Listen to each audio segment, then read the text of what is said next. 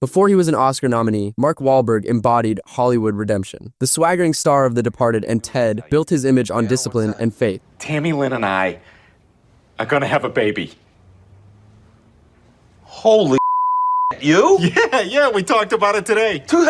Awesome, congratulations. Thank you. Wait. Nice. How do you guys... But his beginnings were anything but clean. Growing up in Boston's Dorchester neighborhood, in 1986, Wahlberg's teen years spiraled into violence and drugs. At 15, he and friends pelted a group of black schoolchildren with rocks while yelling racial slurs. Then in 1988, he assaulted 2 Vietnamese men in separate, racially charged attacks, blinding one in the process. Charged with attempted murder, he pled guilty to felony assault and spent 45 days in prison. In later years, he sought a pardon, but public backlash forced him to drop it. One victim forgave him, the other never heard from him. Wahlberg talks about righting those wrongs in an interview. Police. I've been working for 27 years to right the wrongs that I've done and the mistakes that I've made as a child. And, you know, those are things that affected me deeply. Yet critics still revisit them whenever he speaks about morality or faith proof that some origins never fade, no matter how bright the spotlight. Before becoming Hollywood's iron-willed hero and California's governor, Arnold Schwarzenegger's real origin story was far darker. Born in 1947 in post-war Austria under his Nazi-affiliated violent father, Gustav, young Arnold grew up in fear, enduring brutal beatings. Because my mother called me on the phone and she said, you know, your dad died. And this was exactly 2 months before a contest. She says, do you come home to the funeral? I said, no. It's too late, you know, he's dead, there's nothing to be done. His hunger for escape drove him to bodybuilding glory, but not without scandal. At 18, he went AWOL from the Austrian army for a competition and spent time in military jail. During his rise, in 1977, he openly admitted to steroid use and was filmed smoking marijuana in Pumping Iron. Did you really smoke a joint? And did he, in fact, inhale?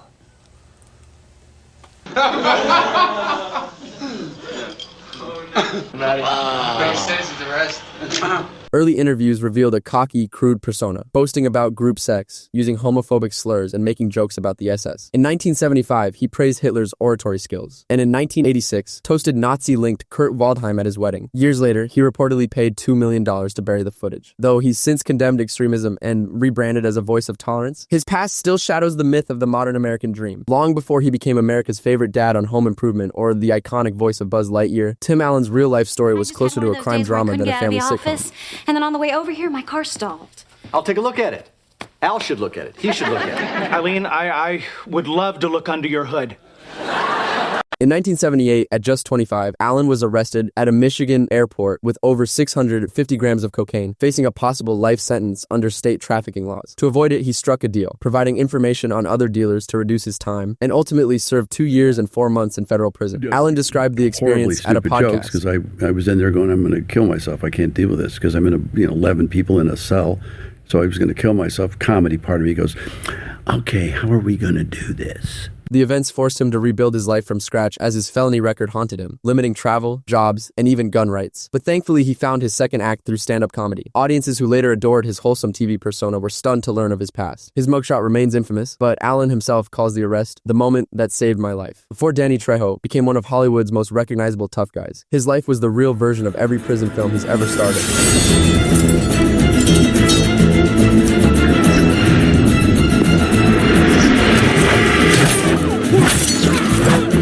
Raised amid gangs and drugs in 1950s Los Angeles, Trejo was addicted to heroin just by age 12 and started committing armed robberies soon after, and by his 20s, he'd cycled through San Quentin, Soledad, and Folsom, where violence was a daily ritual. In 1968, he was involved in a riot that nearly turned deadly and was facing possible execution. And I remember thinking, this is what my life has come to. Yeah. Solitary confinement broke him, but gave him a new life because Trejo turned to boxing behind bars and started acting in prison plays. After his release in 1969, he stayed clean and worked as a drug counselor, eventually landing a movie role while helping another addict on set of Runway Train. Today, Danny Trejo runs restaurants, counsels inmates, and reminds others, everything good in my life came from helping someone else. Before he became the cool, commanding face of Hollywood, Samuel L. Jackson's real life was closer to a revolution than a movie script. Normally, both your asses would be dead as fried chicken. But you happen to pull this shit while I'm in a transitional period, and I don't want to kill you. I want to help you. Growing up in the 1950s segregated Tennessee, he faced racism that shaped his worldview early on. At Morehouse College in 1969, Jackson joined student activists who held the Board of Trustees hostage, which included Martin Luther King Sr., for 2 days to demand curriculum reform. The act got him arrested, expelled, and placed under FBI surveillance. Then, rebellion soon turned to addiction, as heroin and coke nearly killed him, but he soon realized he had to stop. So once I got clean, everything kind of changed.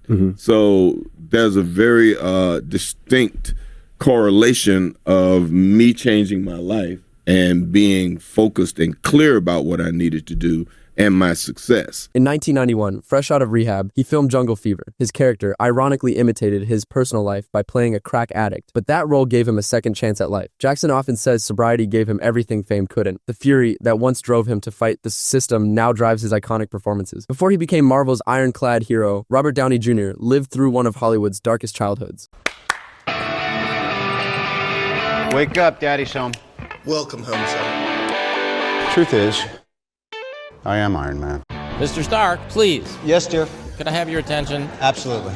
Raised in the 1970s by Robert Downey Sr., he grew up in a world where drugs weren't just accepted, they were shared. By age 6, his father gave him marijuana. By 8, he was using regularly. Downey later said, "When my dad and I used drugs together, it was like him trying to express love." That twisted bond spiraled into addiction that consumed decades. In 1996, he was arrested with heroin, cocaine, and a loaded gun, and weeks later, broke into a neighbor's home, falling asleep in their child's bed. Multiple arrests, prison time, and even being fired from Ally McBeal followed. But Downey eventually realized that true change had to start from within. Past a certain point, you have to stand up inside yourself and change.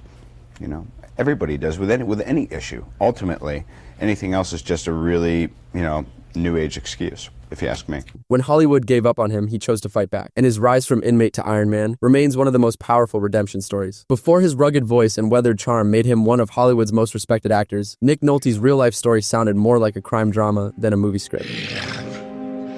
You godless son of a bitch! You stopped the ship! You godless son of a bitch! In 1961, at just 20 years old, he was arrested for selling counterfeit draft cards to help young men dodge the Vietnam War. The charge carried a possible 45-year sentence and a $75,000 fine, but the punishment was suspended, making him a convicted felon for life. Nolte talks about how hard it was, as it kept him from being sent to Vietnam. Still, the conviction haunted him for years, closing doors and limiting his options. He scraped by on small theater gigs before finally breaking through in Rich Man, Poor Man, 1976. Fame came late, but demons followed, particularly alcoholism, which led to his infamous 2002 mugshot in a Hawaiian shirt. In my worst moments of addiction, I'm not happy, and I battle it, have battled it all my life. So today, Nolte reflects on his turbulent past as proof that sometimes surviving yourself is the hardest role of all. Before he became one of Hollywood's highest paid actor, Dwayne "The Rock" Johnson's life looked more like a cautionary tale than a success story.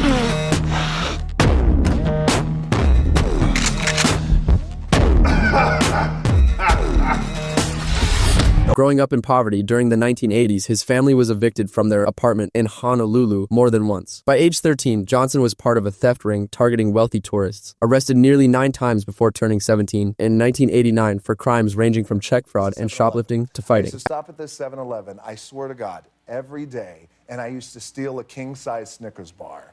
Every day? For energy. Well, I didn't have any money, right? At 6 feet 4 inches and 225 pounds, he was intimidating and angry, but his mother's tears after one arrest became his breaking point. That moment changed everything as he poured his rage into sports, earning a football scholarship at the University of Miami, before injuries ended his NFL dreams. But he didn't stop, and reinvention followed, first as The Rock in wrestling, then as a blockbuster movie star. From street arrests to superstardom, Johnson's story proves that discipline can rewrite even the darkest beginnings. Time's up. Thanks for watching. If you enjoyed this video from my fun, lighthearted channel, Hollywood Body Count, I'd love a cheeky like, subscribe, and comment. No pressure, no sweat. Your call.